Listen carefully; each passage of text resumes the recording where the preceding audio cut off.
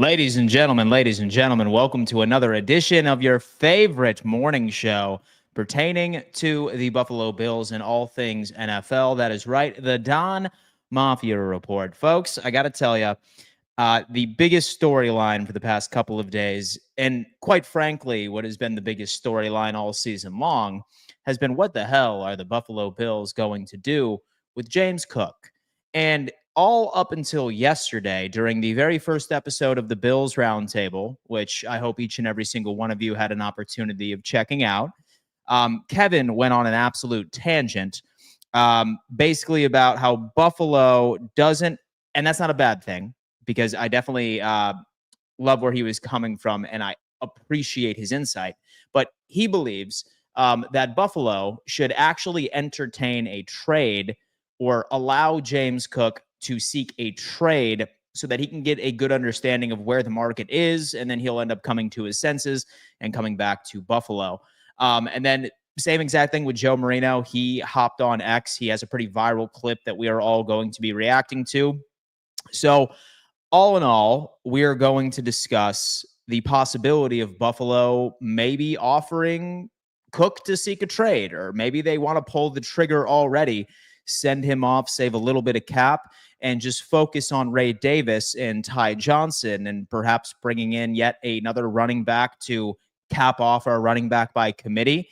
It's a tough conversation because, again, I understand that half of Bills Mafia is right on one side of the coin, and the other half is feeling an entire different way. So I'm super excited to dive into the possibilities of James Cook being pushed and maybe even being traded or given the opportunity to seek a trade. Let's just hop into today's video. 104 of you are currently watching me already. Good morning. It is so humbling to know that you guys make me a part of your morning routine. I really appreciate that. Just do me a favor. Say, for example, that you enjoy the show. All I ask is that you just hit that thumbs up sign for me. It helps the channel out tremendously. We are trying to bring and build the largest live chat audience on the internet with Bills fans. So just do me a favor and hit that thumbs up sign. And more importantly, do me a favor and roll call in the chat. I am nosy. I am curious to see how far Bills Mafia stretches across the continental U.S., how far we stretch across the damn globe. Do not be shy. I'm including the lurkers here. Roll call in the chat. Let me know where you are tuning in from. Seeking a trade wouldn't show his market only if he was a free agent, like when Lamar was. I know. Listen, it is certainly a hot topic. It's an interesting topic, and we're going to really dive into this already. All right. I'm sorry for being 5 minutes late, Dan. How dare you, Dragon Dude? I'm just kidding, man. No problem. You know exactly where I am at 9 a.m. EST, Monday through Friday. A lot of videos put out, but didn't see you address Miami extending a top 5 defensive tackle for a phenomenal deal. I did not. I must have missed it, man. I recently just moved into my new house. So this past weekend, I was putting together a bunch of IKEA furniture, which is a massive pain in the ass. So I was unplugged for the most part. And yesterday I was so busy, but I promise I will be making a Dolphins video about that. Congratulations. That is awesome. I'm glad that they were able to make it happen.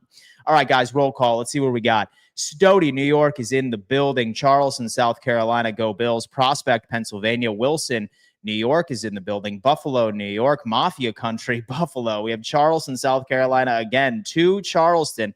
Love Charleston, South Carolina, man. I was from that area. I lived there for quite some time. Damn, was late, Dan. Hey, it's all right, DJ. What's going on, man? Hope all is well. Alan, I'm from Utica, too. Morning, Dan. How you doing? Why trade? Cook has no leverage at this point. Not asking for a trade, just for business.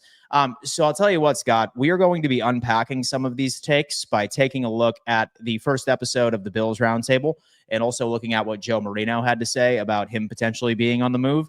It's not so much about us wanting to move on for draft capital, but more so of James Cook being granted the opportunity to find a team for him almost to realize that he's not going to get $15 million per year, like really anywhere.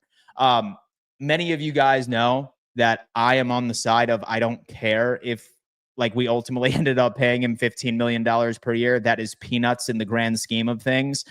And I don't think it's going to hurt the Buffalo Bills long term. But I like hearing a variety of different opinions on this show so we can all react to it. So I'm interested to see what other Bills creators have to say. Saratoga, New York is in the building. Trade his ass. Love you, Dan. You know that. I hate IKEA. Screw IKEA. All right. 70 pieces for literally a 2-leg table is absurd. Dirty Rochester. Go Bills. Shout out to Bob lurking. Bob is back from his holdout. We have agreed on a multi-year deal. He is back. He did ask for more hands than last year, which was certainly surprising. So he's going to be really taking some hands to the face. Did Bob get a new contract? He did. 3 years, 3 years, and an average of 50 bitch slaps and 40 fists to the dome per stream. All right. But it's not going into effect until September 1st. But he's back. He's back in camp. He's ready to go. Cape Coral, Florida, Rochester, El Paso, Texas. We have my boy DJ Finesse at the Tesla facility here in South Buffalo.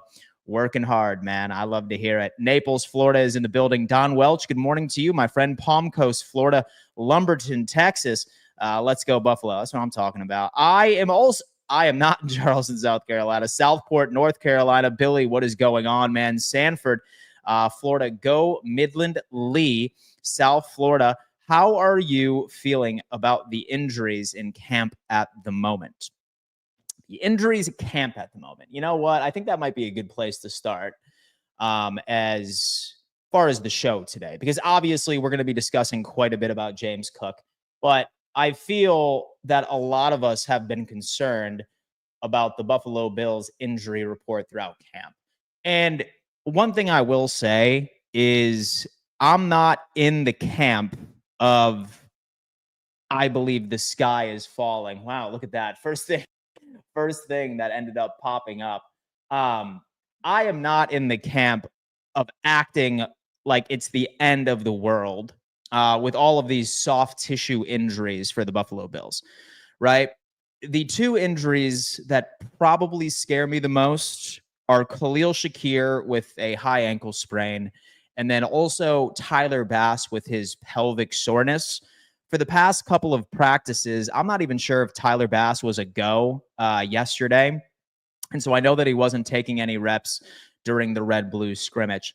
But those are the only two things that really are causing concern for me. As far as Khalil Shakir, a high ankle sprain is no joke. That's going to be something that typically takes about 4 to 6 weeks for him to not only recover, but then at the exact same time be 100%. So while I'm optimistic he could be ready by week 1 against the Baltimore Ravens, I'm not entirely on board with the fact that he's going to be 100% Khalil Shakir. Don't be surprised if once that game is over with against Baltimore on week 1, that like we look at the box score and we see that Khalil Shakir had maybe 2 to 3 targets, if that. I think it's going to take him till about week 2 before he becomes the Khalil Shakir that we know and love. But that's okay, because we know that Buffalo loves to spread the football around right within Joe Brady's scheme. So he's not particularly necessary for us to walk away with the victory on that one. Next up would be Bass, which is interesting. Maybe it's because Thigh Doctor was on the show a couple of days ago, and he was telling me that this is something that we should really be concerned about, because number one, it could either be a sports hernia, or number two, something that kickers typically get, and it's like a 2 to 3 month sort of period where it drastically affects his accuracy. So those are the only two things that are really bothering me. As far as all this soft tissue stuff, right? Like hamstrings or strained calves or sore groin, for example, that is not something that I am looking at being like, oh my God, we're in body bags. This is what the season is going to look like. I can all but guarantee you, if, for example, this was week 1 or a couple of days leading up into week 1, maybe we'd have 3 or 4 guys on the injury report and we would not have 14. So we're looking more at a Buffalo Bills organization that's trying to err with caution and make sure that these guys don't sustain more significant injuries, and they're just trying to allow them to ramp up. I'm super excited to see preseason week 1 on Saturday. I don't want to see who ends up getting the reps. I think it's largely going to be our depth players, maybe some rookie highlights here and there. But for the most part, yeah, I don't know. How are you feeling about the injuries at the moment at camp? So I think that might have been able to do it. Okay, James Cook isn't going to get his contract like he wants. He's going to be like his brother, who is good but wants a lot of money. So that's a great segue, because why we bring this up is that 2 creators ended up bringing this up yesterday, one of which was Kevin on the Bills Roundtable, which, by the way, guys, I highly recommend you go subscribe to the Bills Roundtable. We had our first episode on the Roundtable Sports Network YouTube channel on Thursday. We're going to this specific channel I'm about to show you. But Kevin brought this up on the episode where he was saying, hey, you know what? When it comes down into overall guaranteed money for James Cook, like what he is looking for, he was comparing that exactly to what Saquon Barkley was making, right? So Cook wants $15 million per year, likely a 3-year contract extension. That would be an overall value of $45 million, right? So on top of that, he would probably want a specific amount of fully guaranteed cash, say around $30 million per. So Kevin believes that Cook is not particularly taking in how running backs are paid. And Zbot on the show last night also brought up something pretty interesting, where he believes that the rest of the NFL's minds have been poisoned based off of how quarterbacks are getting paid. They look at the quarterback position where it doesn't matter how good you are as a player. The next quarterback that has a turn to get paid is going to be the next highest paid quarterback in the NFL.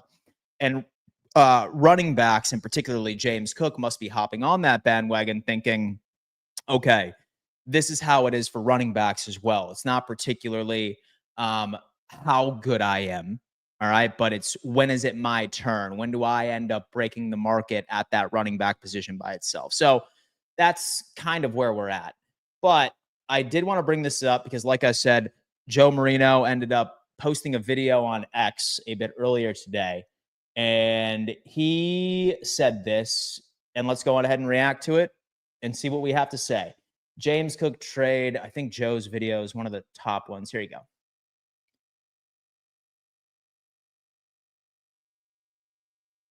Let's check it out. Bills star running back James Cook has now missed the last 2 training camp practices, and the reason he gave? Business. It's no secret that the Buffalo Bills and James Cook have been negotiating a new contract, but the drama is officially here now that Cook has begun his hold in.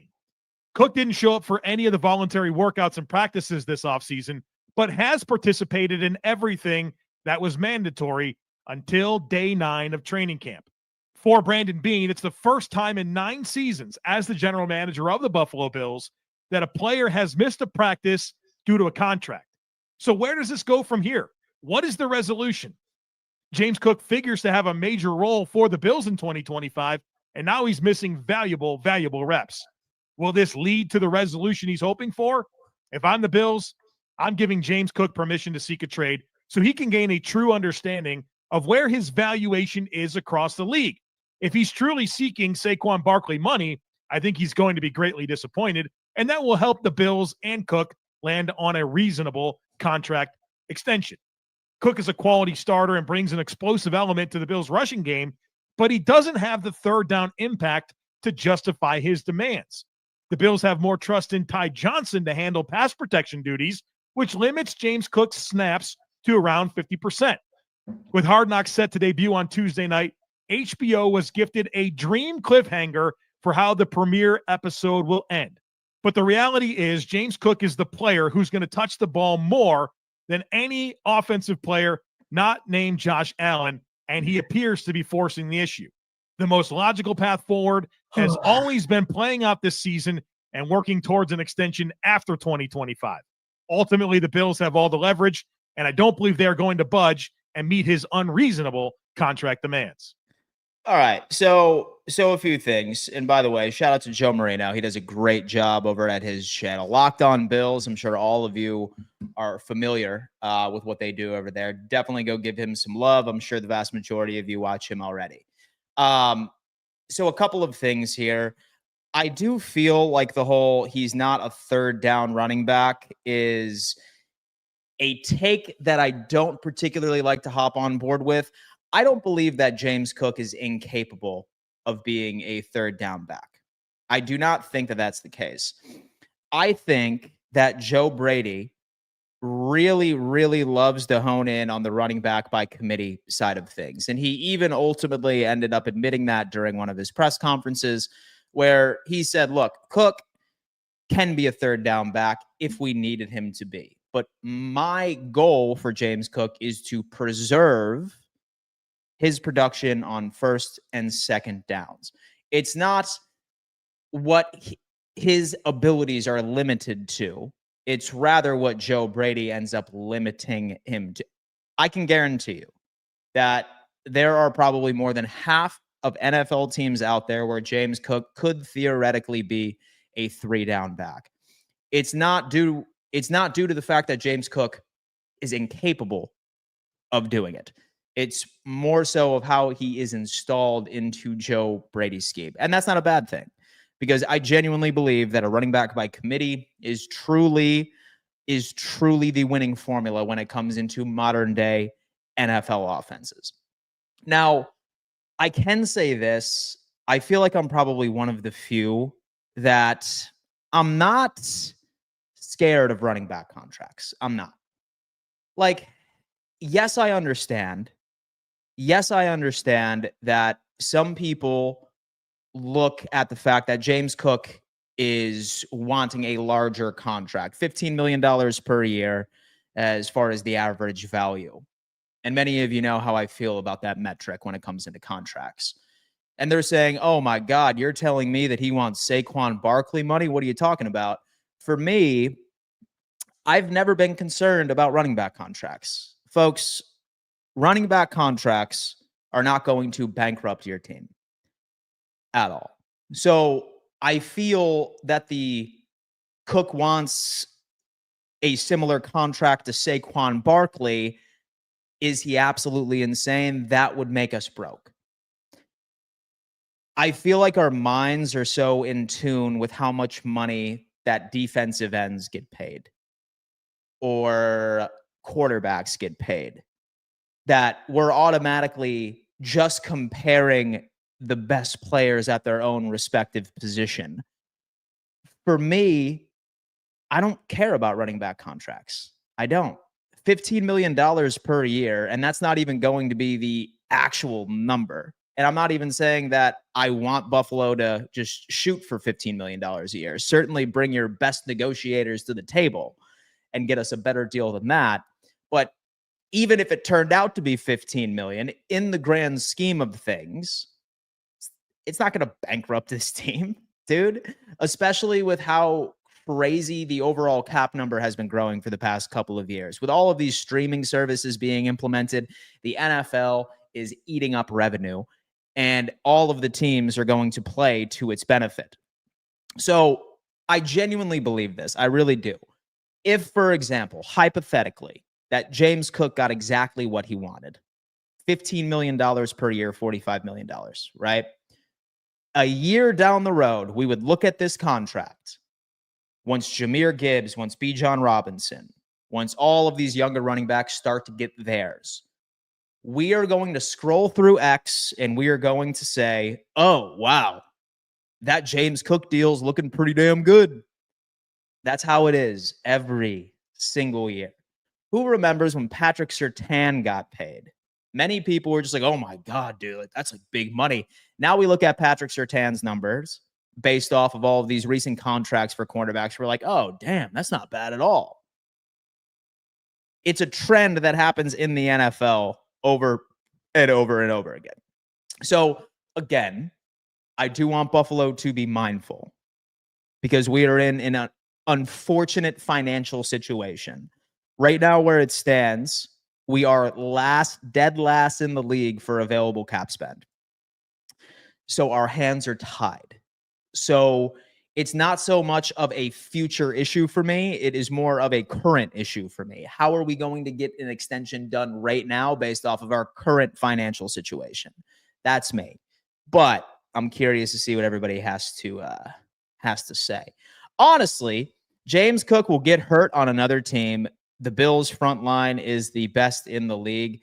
It's tough to take that as something I could ride home with, right? I'm not in the business of speculation. It's tough. Like, we have no idea how James Cook is going to do in any other environment across the NFL. We don't. It's just speculation, and that's okay. We're allowed to speculate around here, but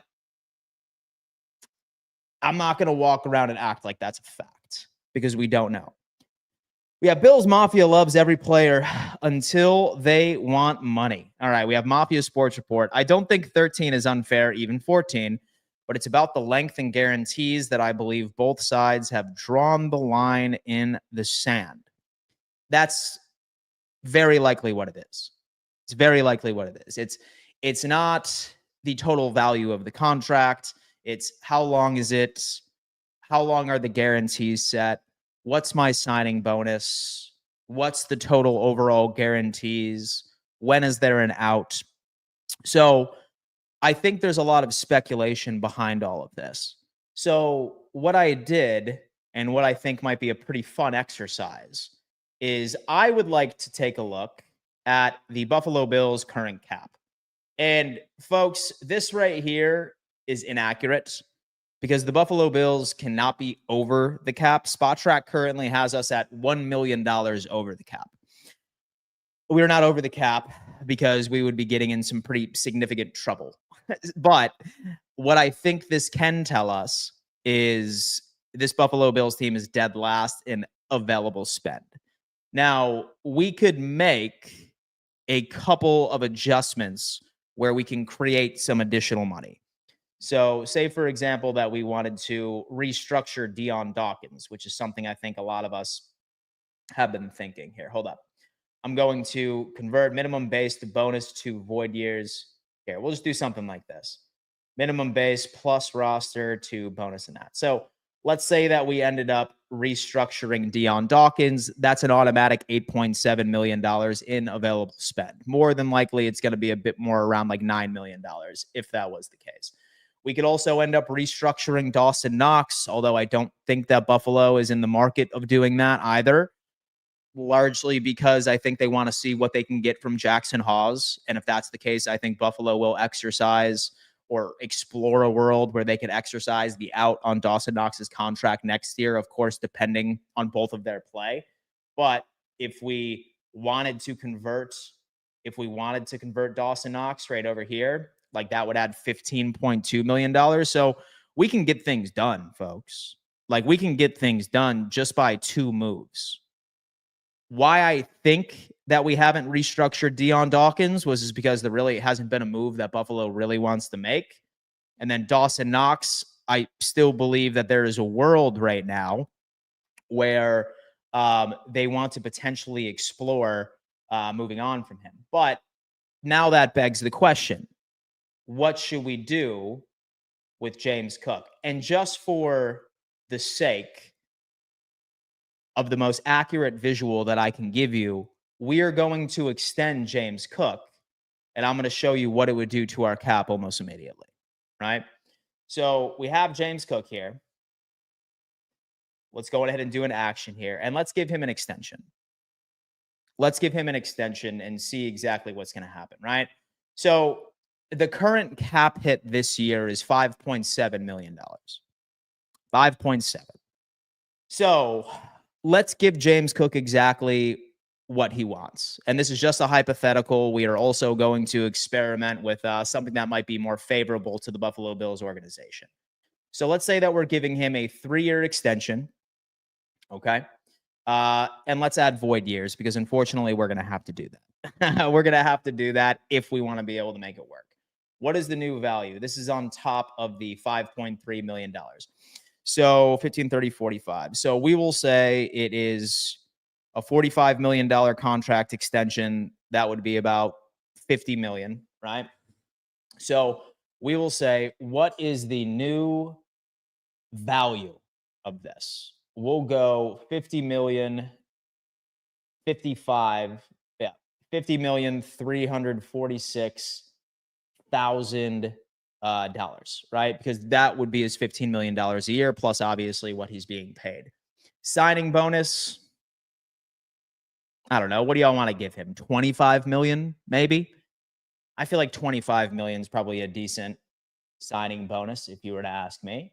So we have this right here. And then we would ultimately end up giving him a base salary of around $1.1 million. So this is what the new cap hit would be if that was the case. So just $1 million more than what he would have made in the first place if we only guaranteed $25 million off of the bat. So that's something to look at. But let's go into a quick extension. And we say to perform quick extensions, you'll override the current cap hit with what you would like to be the cap hit in 2025 based on the current contract structure. So we would say 1.4 million. Let's sign the extension, whatever it is. And that's what we would be looking at. So 3 years, 3-year extension, $45 million. We only end up guaranteeing signing $25 million. And that adds maybe $1 million to our overall cap hit. And say, for example, Buffalo really wanted to make some cash here and there. His average sort of cap hit based off like would never exceed like 9 to 10. I don't really see why everyone's freaking out. I really don't. I'm having a very difficult time seeing why everybody's freaking out about this. It's peanuts in the grand scheme of things. But Kevin did bring up a very interesting point on the show a bit earlier or last evening, et cetera, for the Bills roundtable. And he said, based off of what Cook is looking for, it's similar to Saquon Barkley's numbers, or it's similar to Saquon Barkley's contract, if you will. So this is what we're going to do. I want to take a look at exactly what Saquon Barkley ended up getting. And let's see. Because again, we don't give a shit about average annual value. We don't. It's not how we care. But what we do want to know is what is guaranteed at signing. So total guaranteed money is at $36 million. He signed a 2-year, $41 million contract extension. All right. I don't think that James Cook is going to want something similar to this because he doesn't have 2 more years on his said deal. That's why it was only a 2-year extension and they have him through 2028. But he got 2-year, $41 million. His average salary was at about 20.6, $36 million in guaranteed money. That I can tell you, I am good with the $36 million for guaranteed signing. But I do think a 3-year extension or even a 2, say that we wanted to give him a 2-year extension for $30 million and we guarantee 18 or 19. That for me is a solid deal. That for me is a solid deal. But anyway, I'll tell you what, folks. I think it's time for us to open up the Garage Beer Hotline for each and every single one of you to hop on in and tell me what is on your mind pertaining to the Buffalo Bills. Now, this can be about James Cook. This can be about anything else that is really dominating your brainwaves about our favorite team and or the NFL. So do not be shy, folks. Feel free to call in. I offer this each and every single episode. I love being able to connect with you guys, hear what is on your mind specifically. And while we are waiting on some callers, I'll tell you what I got to do. I got to give a giant shout out to the best fantasy tool on the face of the planet. Folks, I got to tell you that I started my fantasy career strong. 2 championships in a row. But then for the past 3 years, I finished in the basement, and I said, you know what? I am never going into a fantasy football season without the appropriate tools to get me going. And folks, soon as when I found RotoWire, I can guarantee you that I'm winning my league. Why, you must ask, is because this is hands down the most in-depth fantasy draft kit I have ever seen in my entire life. It goes so deep into not only giving you a mock draft simulator and or a draft assistant for you being able to build out your own strategy that goes into it. Start a mock draft. Here is mine, for example. Soon as when you sign up for this, what you can do is prioritize exactly what you are looking for, right? Whether or not that you want to prioritize injuries or you want to prioritize maybe production, for example, or how they are against zone coverage, how they are against man coverage. It is so in depth, it's absolutely insane. And look at some of these playing cards right here. Look at all this information that you are seeing that most fantasy apps and mock drafts do not give you. The beauty about this is that you can actually attach your current fantasy league. And while you end up conducting your mock draft, you can use this and it tells you exactly what to draft, what players are more than likely to go next. So you can end up shifting your strategy last second. I promise you guys, give this a shot and thank me here in a couple of months. Shout out to RotoWire for being a proud partner of this channel. Go check out RotoWire, best in the damn business. We have Matthew in the building. First caller on the Garage Beer Hotline. What's going on, man? What's on your mind? What's up, Dan? Good morning. Chilling, man. What's up? What's up? Good. I just went to my senior orientation to pick up my schedule and all that fun stuff. Congratulations, man. Senior year in high school. That's awesome. Yep. So also like in the background, also loved Roundtable.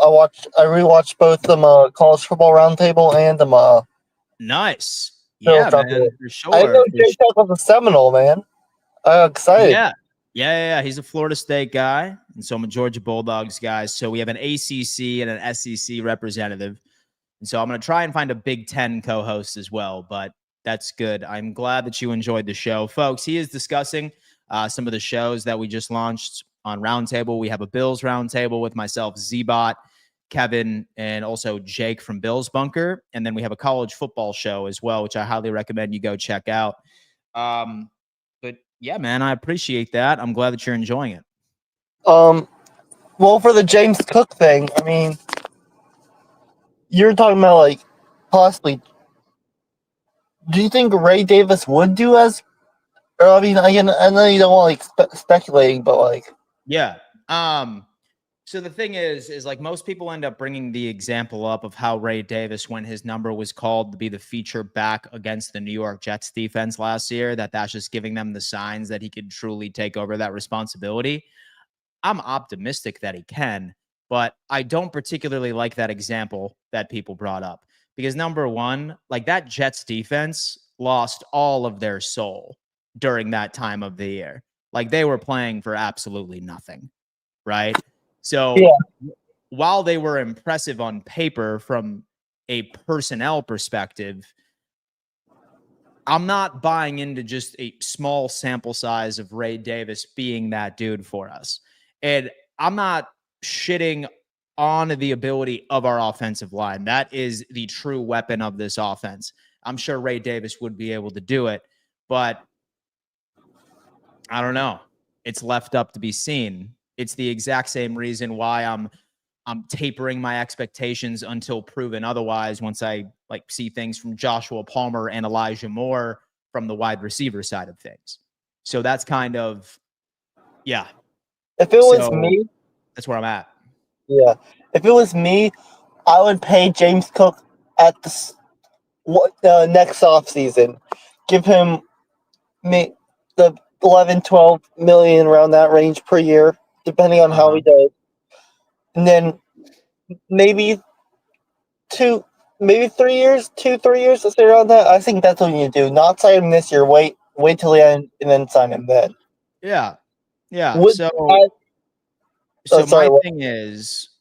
My thing is that I believe that say that we could agree on his falsely perceived $15 million per year, right? just to make him happy for bragging rights, and only guaranteeing $25 million, $22 million at signing, that's significantly less than Saquon, but it does give him yet again another opportunity to prove his worth and hope that Buffalo doesn't move on from him before his contract expires. So, I mean, that's me. One last question.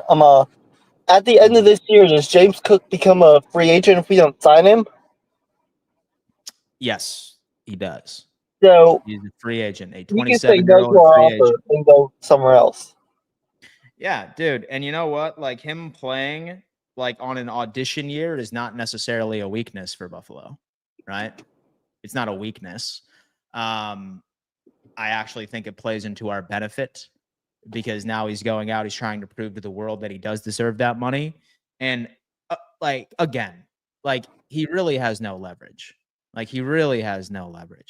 Like, sure, say that he wants to follow the same path as Le'Veon Bell a couple of years ago, where he sat out for an entire season, and then he ended up signing a mega deal with the New York Jets. I'd like to think that all of these NFL owners, have learned from that, and they wouldn't do it. So I think that James Cook knows that, but now it's just kind of like his last ditch effort. Okay, I'll let you go, Dan. For sure, man. For sure. Thank you so much. Looking good. Thank you so much, man, for calling in on the Garage Beer Hotline. Matthew is doing his thing. Sorry for burping, folks. I am slugging down some sparkling water today. I think the Bills will wait to see what he accomplished. Letting him go and get nothing is absolutely worse. Less NFL miles on those tires. I don't think the Bills are concerned about him walking, and I expect them to tell him to explore free agency. Next caller on the Garage Beer Hotline. Shout out to Tommy, Mafia Sports Report. Tom, what's up, bro? Yep. How's life? What up, Dan the man?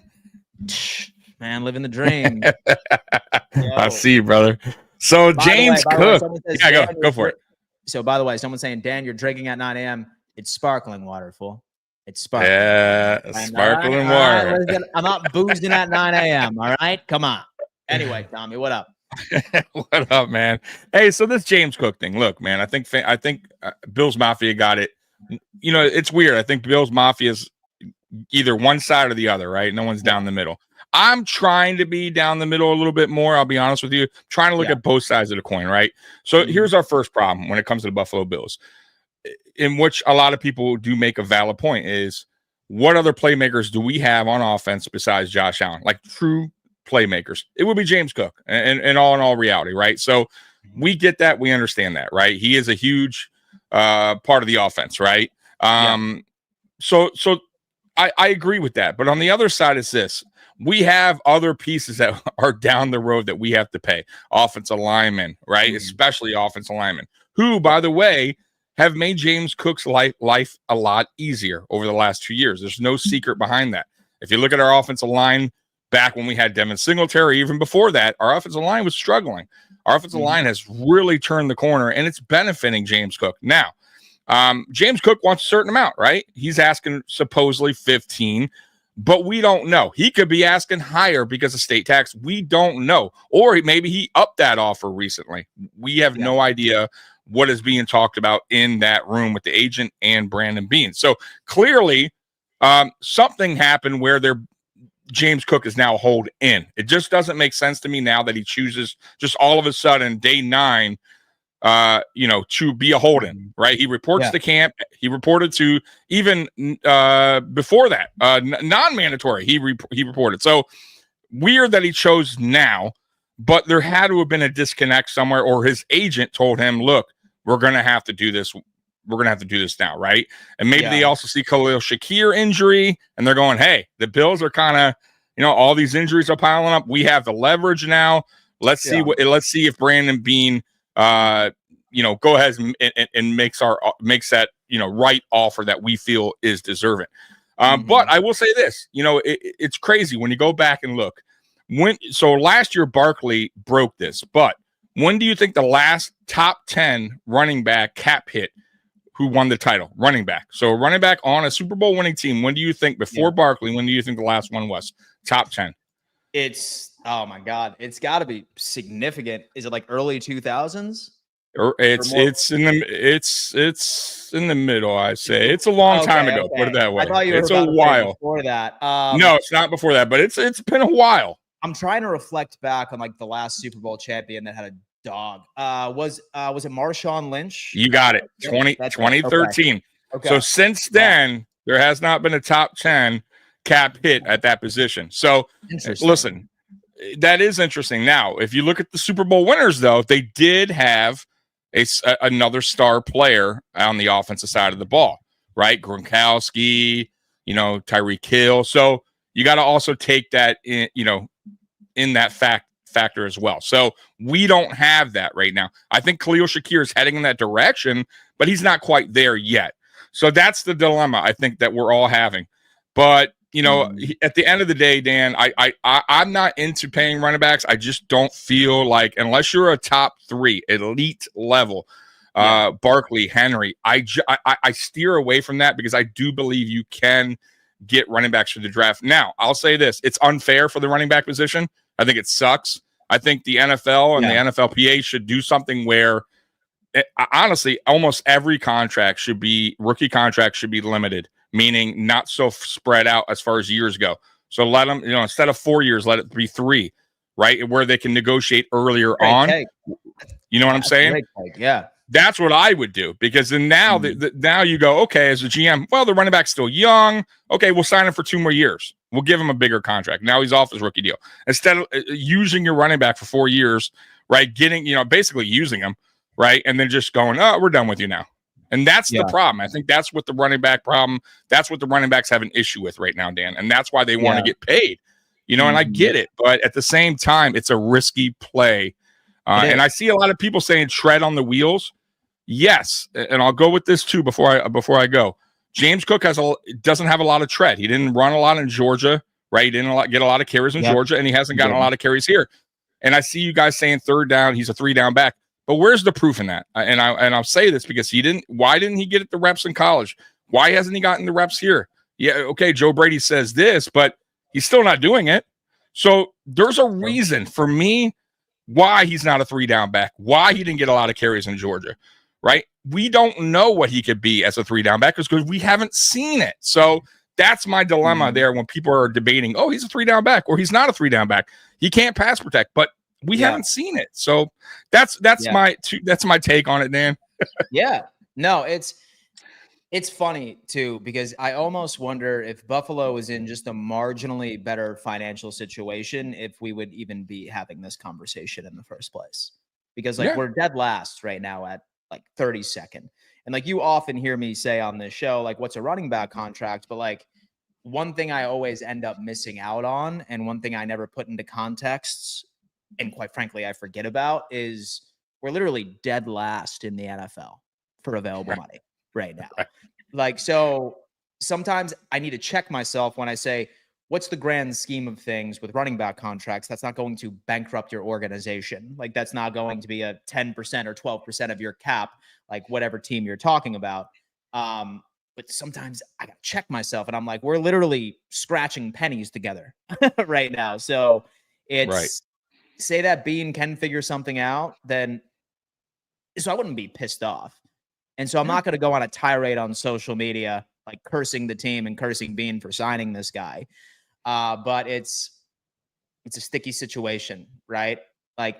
Especially with Ray Davis, because like you said, a lot of people are like, oh yeah, what about Ray Davis, right? He could easily fill in, he could easily do that. But speaking of tread on the tires, my guy's got some tread on the tires when it comes into college, and he's about to be 27 years old. A lot of people forget about that. So I don't know. But guess what, Dan? They're going to do the same thing with Ray Davis. True. Yeah, dude. Okay, I know. And it's funny too, because you'll see a lot of fans talk about this, but I'd say, and let me know whether or not that you agree with this, I'd say 90% of NFL organizations feel the exact same way about running backs as Buffalo does. Oh, dude, Absolutely. Go 90% of back, them do. Dan, Yeah. go back in the history of running backs, and especially running backs who got paid and did not work out. It's scary for these GMs. They don't want to risk it. It's even the great Christian McCaffrey, who I think is awesome, is hurt every other year. He right? is. I mean, there's exceptions, but they're rare, folks. I mean, very rare. Derrick Henry, Barkley, but AP, those are very few. So, Go back to and also know. too, Dan. If we were to take back the hand of time, right? We were to rewind time and go back to each of these fan bases when these running backs wanted to get paid, the ones that didn't work out, which are a lot. You don't think that they would be in the same chat saying the same thing? You got to pay the guy. Look what he's done. 1,000 yards, back to back.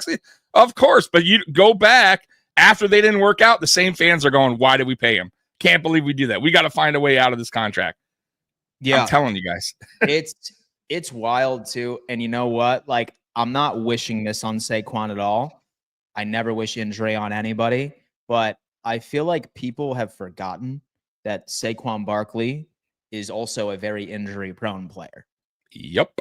He's a very injury prone player. And we just have a lot of recency bias because he stayed healthy last year. He had that incredible season, but don't be surprised if he finds his way back on the injury report. I'm not wishing that, folks. I'm not wishing that on him, obviously, but yeah, I hope that's not the case for Philly this year. Also, the more carries, Dan, the more chance likely you're going to get an injury. Running back position is brutal, right? Yeah. So yeah, people think, oh, you got to get Cook more carries.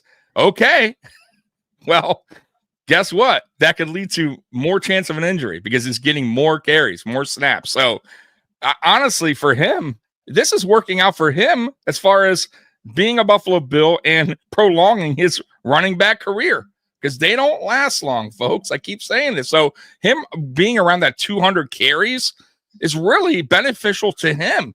So if he goes somewhere, I'll be honest with you, Dan. It'll be so interesting if he goes to another team next year and gets like 250, around that carries 270 to see how long he lasts in the NFL without getting a significant injury and seeing how long that fan base, wherever he signs, is going, man, I wish we didn't give this guy 20 million, 18 million, whatever, it's going to be. So that's my thing. And listen, we saw Ray Davis last year fill in for James Cook. I thought he did a good job. Is he the home run threat that James Cook is? No, but we've seen him also take the ball to the house on some 40-yard runs, right? And receiving wasn't a problem either for Ray Davis, nor Ty Johnson. So I don't think this offense would miss a beat, to be honest with you guys. I know you guys may disagree, but I think and I'll go after this, Dan. James Cook's going to play this. James Cook will play in 2025. He has no choice unless he's willing to give up game checks, which is a lot of money. He's due $5.5 million this year. It ain't going to happen. James Cook will play, okay, unless he's traded. That's one. He's betting on himself, and this is the reason why I think this is a bad decision on James Cook. He's missing his own valuable time, right? So he's trying to have a good season's contract year. You want to ball out. You want to go, okay, Brandon Beane, look what I did, right? I got 1,250 yards. I got 13 or 15 total touchdowns. See ya, right? Like, that's what these contracts are for, right? These guys want to prove their worth. By him sitting out, missing this time, it hurts him. So I just don't get it on his side of things because he's going to play. So that I think he plays this season, Dan, and I think he's gone in 2026. I think this is a Edmonds situation, right? Yeah. So he would not, unless something happens, unless they finally agree to something, which I think both are stuck where they're at. I think James Cook is final years this year. Yeah. Well, hey man, you know what? I appreciate you, bro. Yeah, dude. No problem at all, folks. We're going to be seeing a lot more of Tommy. He's going to be my guy this season for immediate post-game reactions the following morning on Monday. All right. He does a great job over at the Mafia Sports Report. He's the man. He is the man. He's very talented, wildly underrated. Go check him out on his YouTube channel. Obviously knows ball. All right. So shout out to Tommy. Thank you for always being a loyal viewer and always coming on in and chopping it up with me. You will be seeing a lot more of Tommy on this channel, folks. I can assure you that. Folks, we have yet another caller in the back. Liam is on the Garage Beer Hotline, my friend. How you doing? What's going on, man? How you doing today? Chilling, man. Living the dream. Doing a lot better than I deserve. How about yourself? Pretty good, pretty good. So yeah, I think with the whole James Cook situation, as what's his name was bringing up. Sorry, I forgot his name, but I think that James Cook has got to play this year. He has no choice, but I think in the end, if he keeps asking for this money, he will walk. He will walk. I think that's the most likely scenario. I could see him seeking a trade, but I think he plays out this year, see how the season goes, and then he walks. So, so he has no leverage, right? Because he's in a very interesting position right now. Like, yes, he's holding in at camp. He's missing out on valuable reps. So what could potentially happen? And this is worst case scenario for James Cook. How Brady can look at this is he can say, okay, well, James, you are missing out on valuable reps. So that means we're going to give them all to Ray Davis. And oh, by the way, Ray Davis has been doing very well in camp. So guess what? Now Ray Davis is going to be our first and second round back for the first couple of weeks. That could potentially limit his playing time significantly. And that's going to limit his ability to go out and find another contract next offseason. So I'm almost getting a gut feeling that I don't think this hold-in is going to be much longer, because that has to be going through his mind right now, where, yes, I am sitting out on the sideline due to business, but what if we keep hearing reports out of camp that Ray Davis is busting off a 30, 40-yard run? What if Ray Davis ends up taking my job while I'm holding in? I'm stuck on the Buffalo Bills. They don't trade me. And then when it comes time for me to seek a contract next offseason, they look at my production and I'm not getting anywhere near to what I wanted in 2024. That's got to be going through his head. That's right. That has to be something that keeps him up at night. Right, and that doesn't even talk about Ty Johnson, who's clearly the better pass blocker than him and has been our consistent third down back. Yeah, dude, it's funny. I really don't know what's holding it up. Like Bean said, he said that he has actually given him an offer. I just wish that I could be a fly on the wall to understand what exactly is holding this contract back. Again, I don't think it's the overall value of the contract. I think it has to do with what is immediately going to be wired into his bank account the second ink goes to paper. I think that's all it is. Yeah, I could see that. Personally, I'm not a fan of paying him $15 million. I just don't think with him not even playing 50% of snaps, he's not worth that. He's just not. Yeah. For me, so what I look at is, how does he compare to the fully guaranteed cash that some of these other running backs are receiving? Like Saquon's getting, I think, $36 million fully guaranteed. So if, for example, that Cook signed a deal for a perceived $15 million, right? But his fully guarantees were only sitting at about 20 or 22, then yeah, sure, whatever. Because that means that once those fully guarantees are all said and done and finished with, that's going to present an out on the contract, and we would only owe him the remainder of that contract if he was still on the roster. And what Buffalo would do would probably be just walk away. So right, I mean that's kind of where I'm at. I think we know how good Bean is at structuring contracts, so I trust what he's doing. And if he hasn't come to a deal yet, that clearly Cook is asking for something that's not ideal for this team, especially like you've mentioned, we are last in cap in the league, which it's tough times over in Buffalo, man. It is. So that Stephon Diggs, so the departure last offseason hurt us a lot more than people are willing to admit. It sucked, walking away, because we ate so much dead cap on this, and we're in an interesting position where next year could be significantly better, but we're still about 2 years out from being top half of the league with so that spend that we can put forward. So it sucks, but I gotta ask, man, are you excited about Hard Knocks this evening? Hell yeah, man. I'm psyched. But the other thing is I don't know when this is recorded, so I don't know like the timeline of everything going on. I've Yeah. never really watched Hard Knocks, to be honest, Yeah. so Yeah. I don't really know how it's gonna work. So they started filming 2 weeks ago.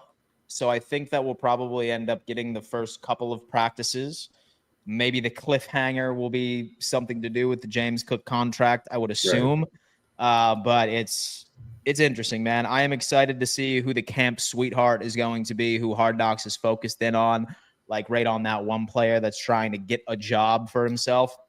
Right. But it's going to be a hell of a season. Liam, I appreciate you calling in, my friend. All right. You have a good one, Dan. Yeah, man. You as well. Thank you for always tuning in. Yep. You are the man. Shout out. Shout out to Liam. Shout out to all the Garage Beer Hotline callers coming in and letting me know what is on their mind pertaining to the possibility, of James Cook potentially being traded on the rumor mill. Oh, man. Holy shit. Ryan has come in. It's funny that you say you wish you were a fly on the wall, because with Hard Knocks, we almost will be that fly tonight. LMAO. You are absolutely correct. I have been saying that because I want to get an inside look at the Buffalo Bills culture, because all we hear from Sean McDermott and from beat reporters, from teammates, saying how good Buffalo is from a culture standpoint. Now we're getting a first look into it. Many of you know that I am still desperate to figure out what Matt Milano sounds like. I've never heard Matt Milano speak. Maybe I have seen a couple of interviews that I have forgotten, but that's like a funny thing that I'm going to be looking out for. Same thing with Josh Allen being Josh Allen. Like, we love QB1, right? But like, we often only ever hear what he's like in front of the media.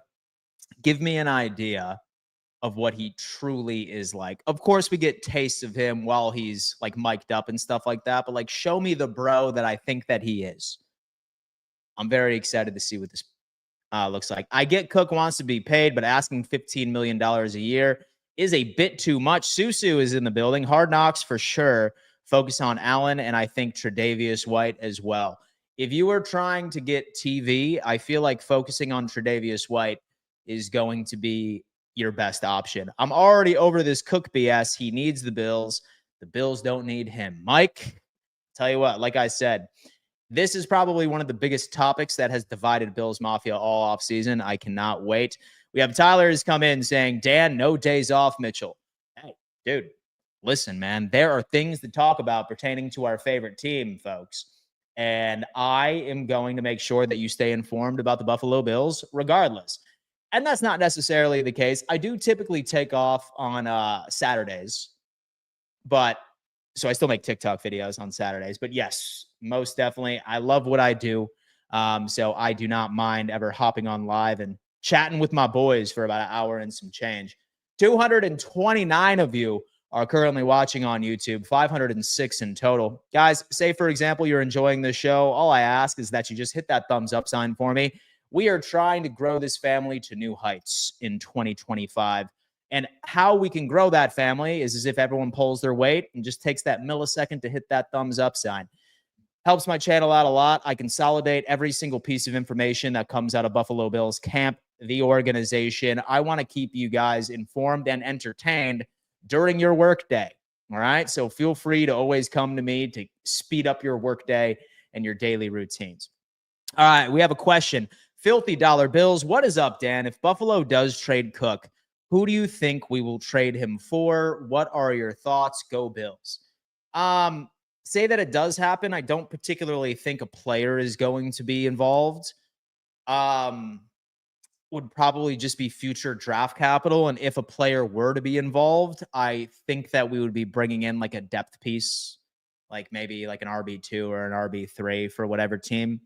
I've seen a couple of people suggest that you end up shipping off James Cook plus AJ Epinesa, and you would receive maybe one of the more so the upper echelon type players, whether or not that's an edge rusher or whether or not that's like So another wide receiver, perhaps. But I feel like, again, I don't see him being traded. I see him being a Buffalo Bill. I don't think he has much leverage right now, but we shall see.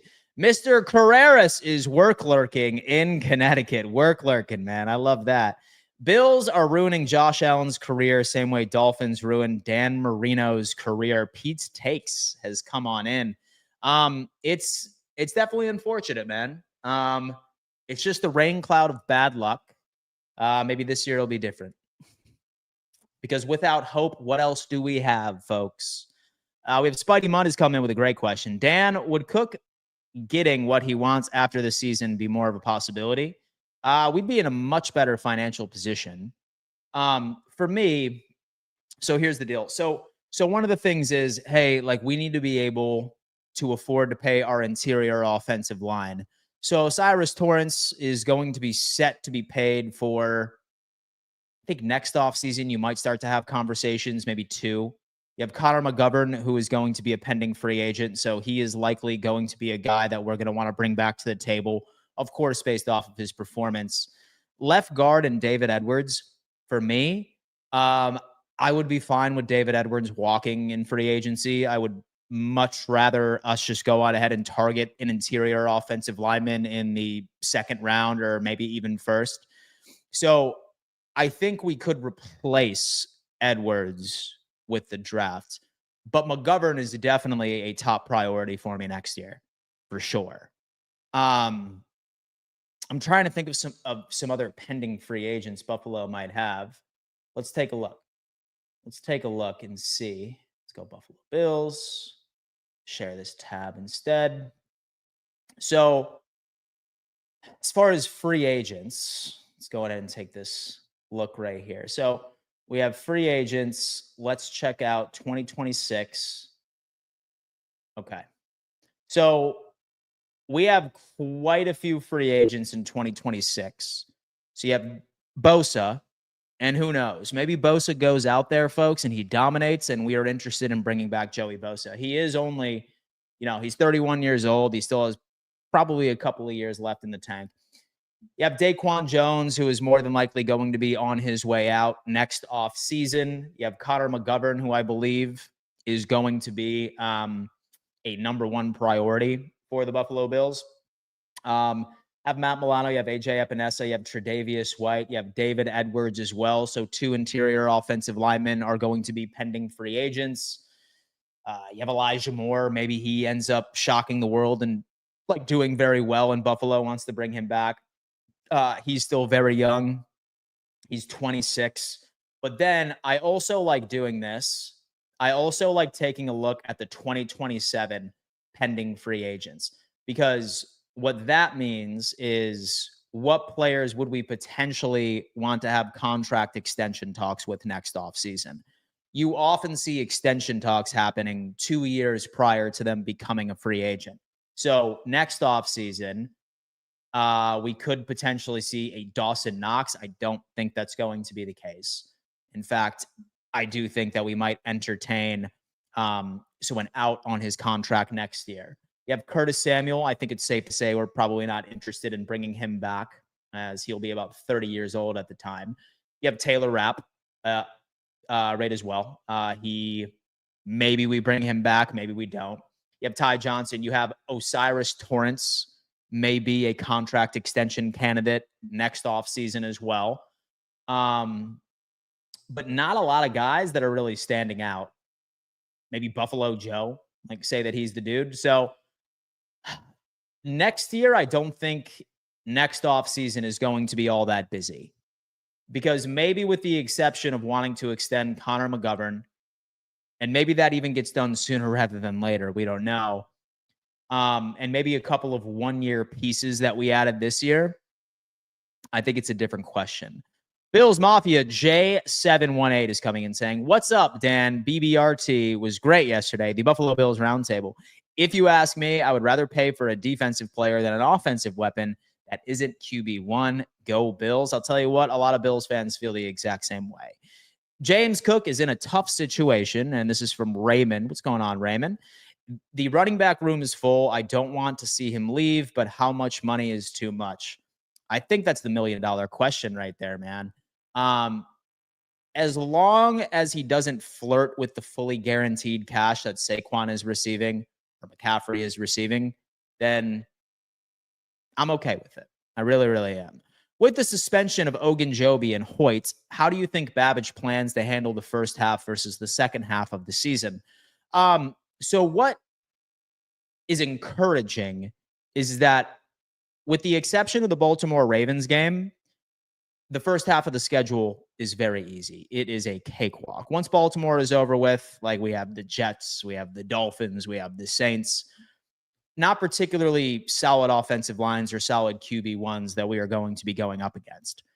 So by the time that we have Larry and Michael Hoyt coming off of suspension, that is when the schedule gets a bit more challenging. So I feel like what the plan is going to be is pray that Daquan Jones and Ed Oliver can stay as healthy as humanly possible, and maybe TJ Sanders and Deion Walker can step in on a rotational basis, and nothing significant, 15, 20% of the snaps, just to give them a break if needed. But I have a feeling that we will be fine. It's just fortunate that we are without those players during the first half of our schedule, which is very easy. Very, very easy. Question, would James Cook accept an additional $1 million bonus in 2025 plus 3 years, 2026, 2028, $15 million a year with $15 million warranted? It's a good question, man. It is a good question. We're just going to have to see. We're just going to have to see what his agent ends up cooking up. I think that's where it is. Statement, Bills have this much depth for this reason. Right here, all the injuries. I don't really think injuries will affect the Bills as bad as this season as it did in the past years. Question, do you think that the Ravens game will be a hard watch for us fans? Say that we didn't open up the season with a heart attack game, it wouldn't be Buffalo Bills football. But luckily, we don't have many of those on the schedule, especially with how well we play at home. So I do think it's going to stress us out, but have no fear. I will be live reacting to the game right here on this channel. Say, for example, you guys like live play-by-play reactions, and you would find it entertaining for me beating the hell out of Bob right behind me. I highly recommend you come in and you subscribe and turn on those bell notifications. Let's lock it in. Folks, I'm going to use the restroom real fast. I will be right back. While I am gone, I'm nosy and I'm curious. Do not be shy. I am talking to everybody that roll called earlier, and I'm talking to all of the newbies that are in the chat, all of the work lurkers. Let me know, where are you tuning in from, folks? I'm interested to see how far this fan base truly, truly extends. I'll be right back.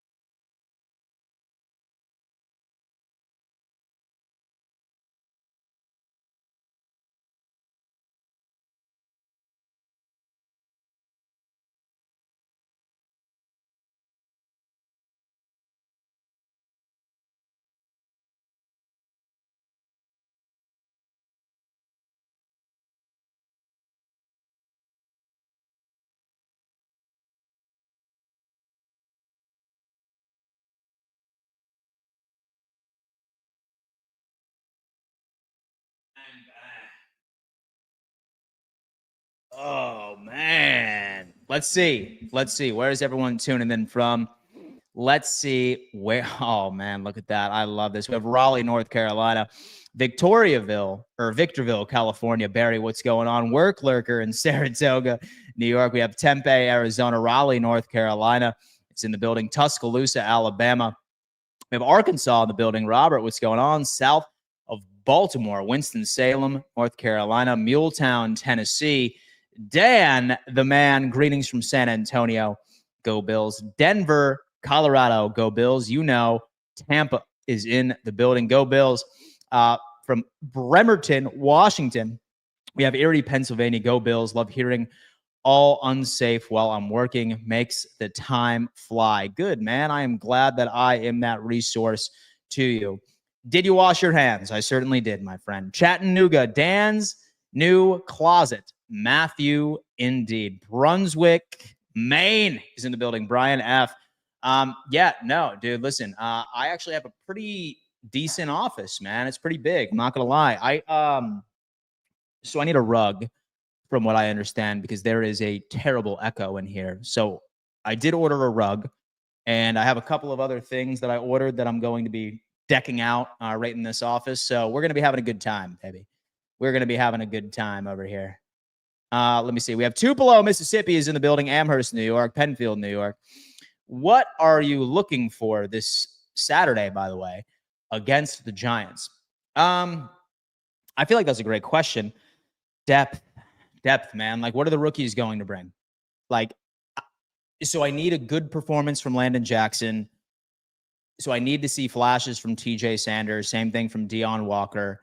I want to see what we have in Dorian Strong. I want to see if Jordan Hancock has an opportunity of beating out Cam Lewis for the utility piece of the defense. I'm going to be interested to see who pulls away with the lead for the QB2 position. So between Mitchell Trubisky and Mike White, a lot of things. I don't see this Buffalo Bills starters really playing much, but it's just nice to have some football on TV. How have the lifts been, Dan? Looking better than Bob, who has a dad bod in the back, needs a cold hard slap. Are you in regular season form? Yeah, lifts have been going great, my friend. I'm bulking again, which is good. So I've reinstituted some healthy carbs back into the diet. Some brown rice, some rice. I'm putting back about 3,000 calories a day because I'm trying to get super saucy. You already know the deal. Max already saying that Bob needs a good slap.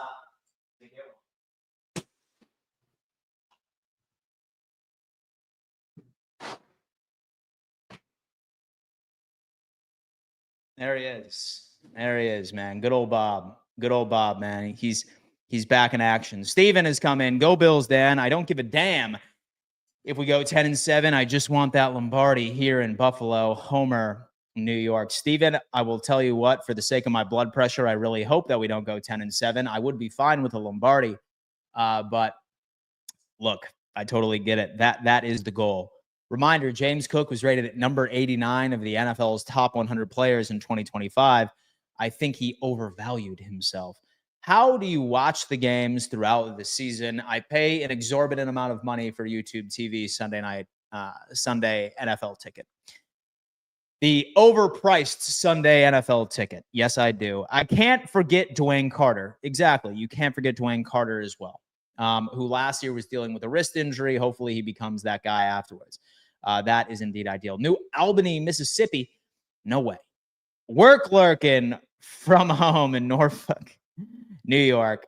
Fat dabs all day. My guy in here doing some fat dabs. I appreciate that. I appreciate that, brother. All right. What does my boy have here? Dan, are you strictly a football fan or do you venture into other sports? So I played baseball growing up.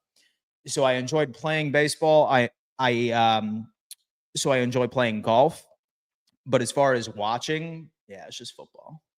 It's just football for the most part. Like sometimes I'll like tap into like baseball playoffs. Sometimes I'll tap into basketball playoffs and stuff like that, especially if I'm really hungry for some competitive sports on television. But yeah, man, it's just football for me. Like it's the NFL and college football for me is really what I go for. You're going to get a Rivalries helmet when they release. I'm going to have to get a Rivalries helmet once they release. Absolutely have to. If this team has paid defensive guys, invest more on the offense. Pay Cook. He's been an amazing player and improves every season. We have Israel coming in, man. He's hoping that we can get James Cook that contract. You don't need YouTube TV for Sunday ticket. Works on YouTube. Yep, it does. Hockey, football, MMA, anything contact sports. Jordan 716. It's my guy. Baseball has been an awesome watch this year. Ryan's coming in. All right, folks, that's going to have to do it for another edition of the Don Mafia Report. I will be live again tomorrow morning for yet again another training camp live play-by-play reaction. Just 2 more of those. That is crazy, isn't it? But I will be live again at 4 p.m. EST. I am live twice a day, Monday through Friday, making sure that we can unpack every single piece of storylines that are coming out of Bills camp, the NFL. So I appreciate all of you for making me a regular part of your morning routine. And hopefully I see the vast majority of you during my afternoon stream as well. It's super easy. Just go on ahead when you subscribe. You turn on those bell notifications, and we'll see you later. Love you guys, and stay locked in. Go Bills.